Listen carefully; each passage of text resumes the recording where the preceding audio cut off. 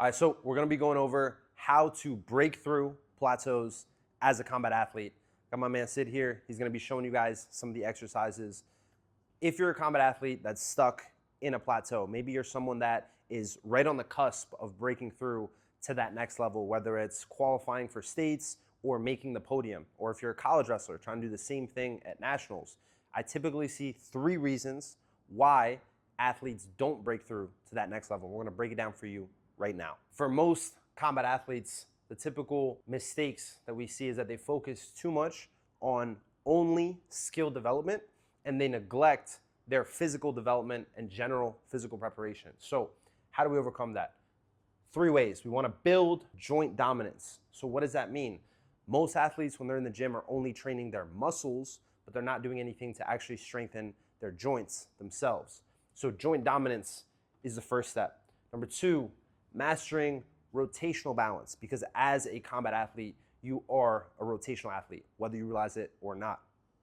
And number 3 is building strength first in full ranges, then partial ranges. Sid's a wrestler over at Monmouth University, and what we're working on here is the ATG split squat. Now, this is one of the most joint dominant movements for the lower body because he's focusing on the ankle, the knee, and the hip all at the same time. So the goal with this is getting as much knee bend as possible on this front leg, right? He's getting that knee over the toe.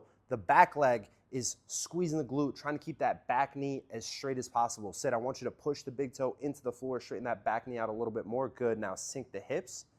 That's full range. This extended position is what's gonna build the capacity of the joints, so the knees and the back hip, so that he can handle more tension and more stress. And when he gets into this same position when he's wrestling, like a penetration step, his joints will be more capable to handle that pressure. So if you're looking at that exercise and you think that's way too much, you would never be able to do it, maybe you have a knee injury right now, I get it. I started with an MCL tear, meniscus tear in this knee, LCL tear in the other one.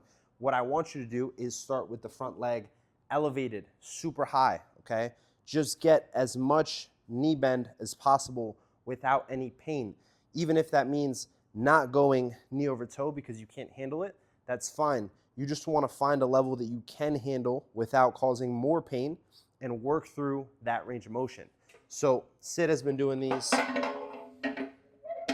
for a long time. He's a pretty advanced athlete. So we would have him work lower elevation, focusing on the back leg, getting that good knee over toe on the front leg, and building this up using dumbbells so we can measurably increase the strength of his joints. So the split squat is the go-to for joint dominance in the lower body.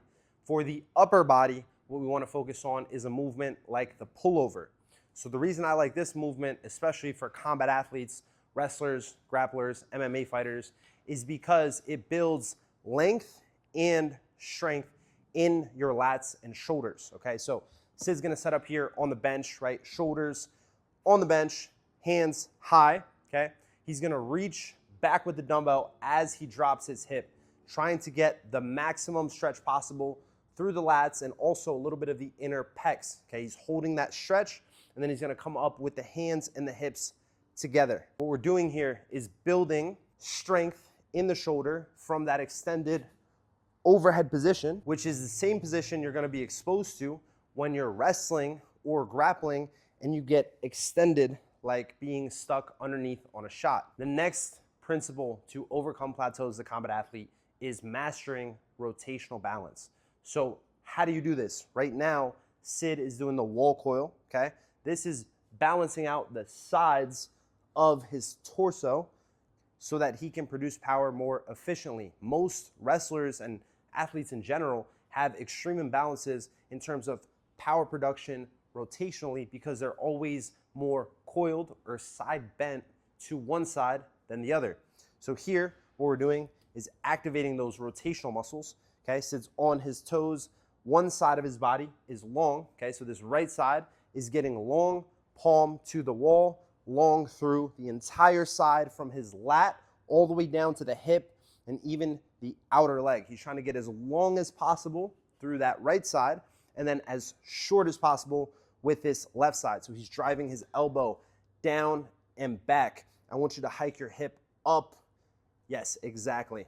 So now he's creating compression on the left side of his body and elongating the right side of his body. Once we've mastered the coil position, we can move on to a transitional movement like the snatch, where Sid is going to be going from coil to coil. So he's setting up, right? Opposite hand, opposite foot. So right leg forward, left hand grabs the landmine. He's getting his coil super tight on this right side, and he's going to pull and pop his hips, switching to that left side coil. Now, a lot of people, when they try to do this movement, you can go ahead and drop it. What they do is they'll snatch and their hand will be out here. This is not good. You're not getting any actual core engagement. It's going to be harder for you to actually balance, right? I can hit this snatch, but if my hand's out here and my head is still in the center, I'm not actually side bending. There's no rotation in my snatch.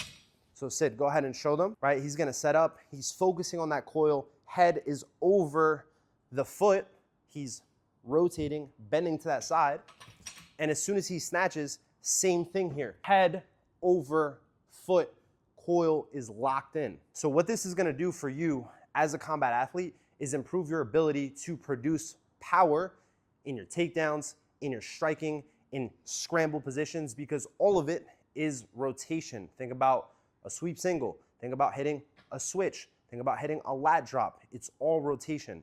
So measurably increasing the amount of weight that you can lift on an exercise like the landmine snatch or the landmine clean and press is gonna help you become more explosive. Third principle to overcome plateaus as a combat athlete is building strength first in full ranges, then partials. Too many combat athletes focus only on how much they can lift in short ranges without first mastering full range.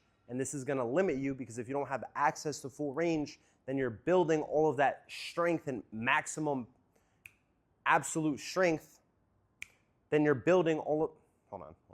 I wasn't looking at the camera. Then you're building absolute strength on a poor foundation. So what we're gonna do is go into a Zercher squat. Now this is a great variation for wrestlers and combat athletes because it mimics a lot of the positions you're gonna be in, for example, underhooks or driving through a takedown with your elbows bent.